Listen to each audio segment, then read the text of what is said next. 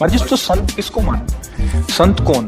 महाराज जी वेशभूषा से देखा जाए तो कौन, और आंतरिक स्थिति से देखा जाए तो कौन? महाराज जी ये तो आंतरिक स्थिति हो गई। अभी हम जो संसार में सामान्य जीव, आंतरिक स्थिति का ही बाहर प्रकाश होता है, बात समझ लो। बिना गुरु प्रदत्त संन्यास या वेश नहीं धारण किया जाता। सैकड़ों लोग बिना गुरु प्रदत्त धारण। थोड़ा सा वैराग्य आया, थोड़ी दाढ़ी बढ़ गई, वैराग्य का तो आया नहीं। क्या प्रचार करोगे जब तुम काम पर विजय प्राप्त की, क्रोध पर विजय प्राप्त नहीं, क्या करोगे? यही इसी का प्रचार होगा। महाराज जी आज देख रहे हैं कि कोई भी किसी को भी बाबा जी बोलता रहता है। पैंट शर्ट डाला है, वो कुर्ता पजामा डाला, मुझे रखिए लंबे बाल हो। अब वो क्या जो कार्य करेंगे वो संसारिक कार्य करेंगे और बेइज्जती होगी संतों की। ये देखो ये अमुक बाबा, अच्छा जिस सत्संग में जाने के लिए अध्यात्म पैसा लगे उसमें तो कभी जाना ही नहीं, क्योंकि उसमें लाभ होगा ही नहीं आपको। हमारे रोग दूर होंगे भगवान नाम जप से, ना कि किसी छा से।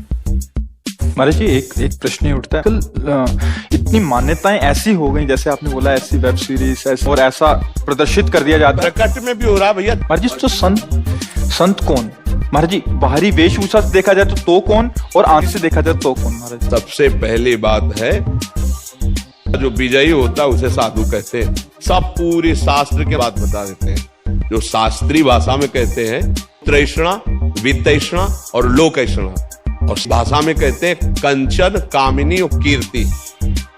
जो काम पर विजय प्राप्त किए हैं और जो विजय प्राप्त किए हैं, धन पर विजय प्राप्त मतलब धन की आशा का त्याग किए हुए, और जो मान कीर्ति की वृत्ति का त्याग, उसे ही महात्मा कहते हैं, उसे ही महापुरुष कहते हैं। जो मदन, मद, मोह, मत्सर, इन पर विजय प्राप्त। महाराज जी ये तो आंतरिक स्थिति। अभी हम जो संसार में सामान्य जीव, आंतरिक स्थिति का ही बात होता है, यह बात समझ लो। घर में दीपक जलेगा तो खिड़की से रोशनी पता चल जाएगी अंधेरा है कि प्रकाश है। व्यवहार पता चल जाएगा। ड्रामेबाजी का व्यवहार अलग होता है, समझ रहे हो? हम रुपया लेंगे ना तो तुम्हारे दिमाग नहीं बदल सकते, और जिस दिन हम पैसा लेने लगेंगे ये सब नहीं चलेगा जो आज देख रहे हो आप। ये आज इसीलिए बिल्कुल प्योर शुद्ध काम। कोई भी हम आपको हलवा पूड़ी का प्रसाद नहीं दे सकते, हम आपको गुलाब जामुन का प्रसाद नहीं दे, हमारा नहीं बढ़ता कभी, क्योंकि है ही नहीं। तो बचे क्या? जो व्यवस्था है वो अपना किसी तरह उधर पोषण की, और सब अपने धर्म से। महाराज जी बाहरी वेश से, जैसे आपने मुंडन और एक ये, तो क्या ये किसी गुरु द्वारा ही प्रदत्त? बिना गुरु प्रदत्त संन्यास या वेश नहीं धारण किया जाता। आज से बिना गुरु प्रदत्त धारण। हाँ थोड़ा सा वैराग्य आया, थोड़ी दाढ़ी बढ़ गई, वैराग्य का तो आया नहीं। तो नहीं तो गुरु शरण में होगा। थोड़ा सा प्रमाद आया और भेष परिवर्तन कर लिया, माल छानने को मिलेगा, पूजने को मिलेगा, रुपया मिलेगा, नाटक होता है। और जब वैराग्य आता है तो फिर ये भगवत प्राप्ति की चाह होती है, और फिर जो ये वैभव होता है वो आखिरी बात होती है। जब सिद्ध हो गया, भगवत प्राप्त हो गया, काम हो गया, तो भगवान जगत मंगल में उतार देते हैं। ये प्रारंभ नहीं है, ये अंतिम होता है। आज प्रारंभ में क्या प्रचार करोगे जब तुम काम पर विजय नहीं प्राप्त की, क्रोध पर विजय प्राप्त नहीं की? प्रति का प्रचार होगा, रुपया होगा, प्रणाम होगा, नमस्कार होगा, भोग सामग्री, इसीलिए सबके दिमाग में भर गया। तो क्या होता है कि आजकल अर्थ की इतनी मांग हो रही हर जगह। अर्थ ही अर्थ है। सत्संग है तो अर्थ है, भागवत है तो अर्थ है, मतलब जहां देखो अर्थ है। और अर्थ से भोग सामग्री, भोग सामग्री का भोक्ता वो कभी ज्ञानी नहीं हो सकता, वो कभी भगवान का प्रेमी नहीं हो सकता, वो कभी सच्चाई से नहीं चल सकता। जहां अर्थ और अर्थ की प्रधानता, इसीलिए लोगों के दिमाग में बात बैठ गई है कि ये सब धंधा है, क्योंकि इसको धंधा बनाया जा रहा है। तो इसीलिए लोगों की ये सब फ्रॉडगिरी है। ये सब भरोसो दृढ़ इनके दो। कभी भी संत महात्माओं ने अपने वचनों को नहीं बेचा है। ये जीवन की धरोहर है, कल जगत कल्याण के लिए कि बेचने के लिए है। महाराज जी एक और प्रश्न है, ये तो हो गया एक। महाराज जी आज देख रहे हैं कि कोई भी किसी को भी बाबा जी बोलता रहता है, वो कुर्ता पजामा डाला, क्या है कि उनकी मर्यादाओं को तो जानते नहीं है। संत किसी के आगे भी लगा है। हमारे यहाँ शर्ट में होते हो कभी पूरे संत भगवा ऐसे धारण किए होते। ये सब नौटंकी नाटक संतों में नहीं होता प्रभु। एक गुरु मर्यादा होती, जो गुरु ने लंगोटी लगा दी, जो गुरु ने भेज दिया, वो आजीवन उसको लंगोटी धारण करेगा। अरे बिना लंगोटी का कौपीनवंता खलु भाग्यवंता, संत की स्थिति ऐसे। अच्छा गृहस्थ में जो संत होते हैं वो अपनी मर्यादा से रहते हैं, पैजामा कुर्ता पहने, कंठी है, मर्यादा से रहते हैं। तो जो मर्यादा आचार्य परंपरा से बनी उसका त्याग किए हुए जानते ही नहीं। एक हितधाम में लाल कपड़ा पहने हुए थे, तो उन्होंने प्रश्न किया, तो जब उन पर दृष्टि गई तो स्थिति कुछ थी नहीं, संन्यास लिया है। बोले कैसे नहीं, अपने मन से पहन लिया। तो अब क्या होता है कि भेष बनाने में कोई ज्यादा देर तो लगती नहीं, नीचे लाल पहन लो, ऊपर लाल पहन लो, नीचे पहन लो, जैसा मनावे वैसा तिलक लगा लो। कोई जानने वाला तो है नहीं कि आपके संप्रदाय का तिलक लगाएं, आप किस आचार्य से जुड़े हुए हैं। अब वो क्या है, वो जो कार्य करेंगे वो संसारिक कार्य करेंगे और बेइज्जती होगी संतों की। ये देखो, ये अमुक बाबा पिजामा कुर्ता पहने अमुक संत। यार संत किसके आगे लगता है? आचार्य परंपरा से जुड़े हुए, वैराग्य दीक्षा लिए हुए, उनके आगे संत लगता था। भाई ऐसे आचार्य शास्त्री या ऐसे पदों लगा आचार्य परंपरा से जो संत हैं, आज पैजामा कुर्ता पहने संत, पैंट शर्ट पहने संत, उल्टा सीधा बोल रहे हैं, बोले संत। अब लोगों की क्या समझ में आ गया? ऐसा है, भगवान का मार्ग है, सच्चा भगवान का मार्ग है, पर वो बिना भगवान की कृपा के संतों का दर्शन या सानिध्य नहीं। महासंगस्तु दुर्लभो, भगवान की कृपा वो आज बहुतायत है, बहुतायत। सच्ची माने तो ये बात समझो कि अर्थ की प्रधानता, भोग की प्रधानता, मान सम्मान की प्रधानता, ये साधुता नहीं रहने देती, ये नाटक में उतार देती। भगवान की कृपा से साधुता और संतों का मिलना बहुत कठिन है। आज जो संत हैं आप उन्हें पहचान भी नहीं सकते। ब्रज में हजारों ऐसे संत हैं जिनको आप मानोगे ही नहीं कि संत हैं। साधारण कपड़ा पहने, कमंडल लिए, रोटी मांगे, खाए, छुप के भजन कर रहे हैं, कौन जान पा रहा है? तो अगर हम धन का महत्व रखेंगे, भोगों का महत्व रखेंगे, तो साधुता का मतलब क्या है? घर का को त्यागा था। गोस्वामी जी ने दो प्रकार के संत बताए। एक संत बताए जो भोग ए चलते हैं, और एक नारी मुई घर संपत्ति नासी मूड मुड़ाए भय सन्यासी, गोस्वामी जी ने लिखा है। बहुत कठिन है साधुता का मार्ग, और बहुत कठिन है संतों का दर्शन।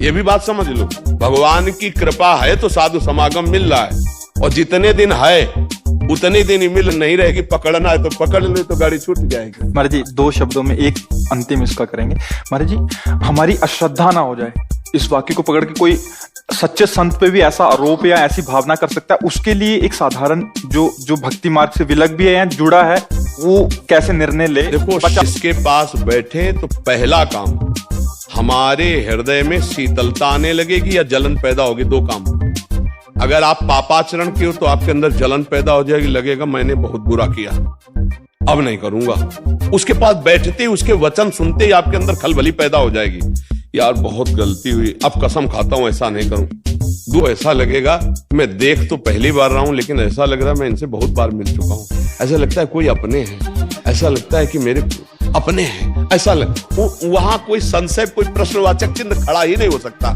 जैसे सूर्य के सामने अंधेरा नहीं टिक सकता, ऐसे संत के सामने प्रश्नवाचक चिन्ह नहीं खड़ा हो सकता, आएगा ही नहीं।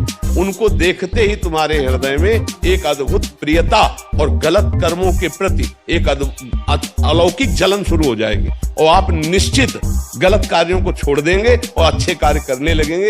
ये सहज पहचान है। बकाया सोने को जला दे या भगवान जला दे तो ही, नहीं तो कैसे जला जा सकता है।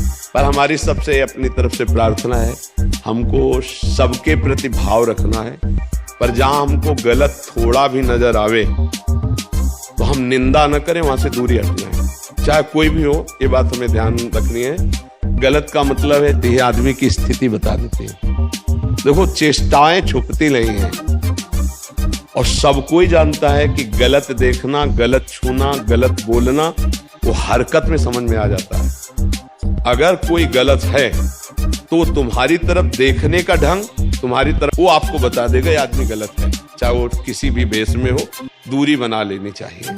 दूसरी बात, जिसके प्रवचन के बाद कुछ लेने की बात कह दी जाए तो समझ लेना कि यहां भगवान के भरोसे का खेल नहीं है, यहां कुछ और खेल है, हट जाना चाहिए। तीसरी बात, ही आपको अपना बनाने की कोशिश करे, जो आपको अपना बनाने की, वहां कभी मत फंसना।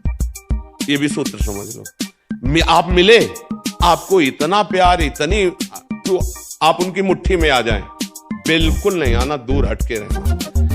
ये पक्का समझ लेना, संत कभी अपेक्षा नहीं रखते, वो निरपेक्ष रहते हैं। आप उनसे चले जाएंगे, संत की पहचान होती है। अगर वो लौट करके आपकी तरफ प्यार दृष्टि से देख ले तो आप निहाल हो जाओगे, जो निरपेक्ष संत हैं। और जो आपको पहली बार में ही आकर्षित करके अपना बनाने की कोशिश करें तो ये समझ लेना चाहिए कि यहाँ निरपेक्षता नहीं है, तो भगवान का भरोसा है। और जो हमसे चाह रहे हैं तो हमारी चाह पूर्ति इनसे हो ही नहीं सकती। ये कुछ ऐसी बातें हैं पॉइंट की जिनको समझना चाहिए। अच्छा, जिस सत्संग में जाने के लिए, अध्यात्म सुनने के लिए पैसा लगे, उसमें तो कभी जाना ही नहीं, क्योंकि उसमें लाभ होगा ही नहीं आपको। क्योंकि अर्थ दे करके भगवान की चर्चा और पैसे से कभी अध्यात्म को खरीदा नहीं जा सकता। आज समाज अंधी होती चली जा रही है। हमारे रोग दूर होंगे भगवान नाम जप से, ना कि किसी के छूछा से। बात पक्की समझ लेना। महीना 2 महीना 4 महीना अगर भजन डट के किया हो तो चेहरा बता देता, बचपन से भरी से भगवान के ही मार्ग में रहे। तो अपने जीवन की इन आंतरिक बातों को हमने देखा कि उसका प्रभाव जो पड़ता है वो आप पर पड़ेगा। आप खुद देख रहे हो। अगर लाखों लोग मिल रहे हैं, वो कह रहे हमारा परिवर्तन हो रहा है, हमारे प्रवचन में जादू नहीं है। ये प्रवचन सब जगह होते हैं, हम शास्त्रे की बात कहते हैं। अंतर इतना है कि हम आपके कल्याण के लिए सिर्फ बोल रहे हैं, आपसे कुछ चाह नहीं रहे, इसलिए आपका परिवर्तन, अन्यथा नहीं। कोई भी हवन, कोई भी जंतुर मंतुर तुम्हारे दुखों को नहीं मिटा सकता। रामकृष्ण परमहंस सिद्ध महापुरुष थे, गले में कैंसर था। आप विचार करके बताइए, क्या उनके भजन में कमी थी, भगवत प्राप्त नहीं थे, क्या था? और आज तुम भरोसा करते हो छूछा का कि तुम किसी की सिरवा ठीक हो, या काहे को फंस रहे हो? नाम जप से सब ठीक हो जाएगा। नाम संकीर्तनम यस्य सर्व पाप प्रणाशनम। आप कह दो आप क्यों नहीं ठीक हो गए? क्योंकि इसको हम ठीक करना नहीं चाहते। अब हमारा समय आ रहा है श्री जी से जाने, श्री जी के समय का। तो अब चल रहा है, जय दिन उनको जिलाना, ते दिन जिलाना, हमें श्री जी के पास जाना। इसको रख के हम क्या करेंगे? हमारी गाड़ी का काम था घर तक पहुंचा देना। गाड़ी घर तक पहुंच गई है, अब दरवाजे पर धुआं दे रही, अब आग लग जाए, क्या इस गाड़ी की हमें जरूरत नहीं। आप लोगों की सेवा के लिए श्री जी से रखे हुए। आज देखो, व्यर्थ मत जाने देना। नाम जप करो और ढोंग और पाखंड से बचो। और ढोंग और पाखंड से जब आप लोग बचोगे तो कम होगा ढोंग पाखंड। आज सत्य को कोई नहीं समझ रहा। हाँ, ढोंग पाखंड में आप और उनका बढ़ावा हो रहा है। तो जब 100 लोग प्रणाम करें, कुछ तो है, मतलब कुछ तो है ना। 100 लोग नाम जप करो और जो दुख सुख आवे उसको भोगो। शरीर रोगी है तो अस्पताल जाओ। अध्यात्म के लिए साधु महात्मा का संग करो और धन कमाने के लिए धर्म पूर्वक कर्तव्य कर्म करो। किसी के आशीर्वाद से धन नहीं आता। जैसे वो कहते ना, अपने ऊपर आशीर्वाद दे ले, वो खुद धनी हो जाए। तो इन बातों को समझो और पाखंड अंदर से रखो।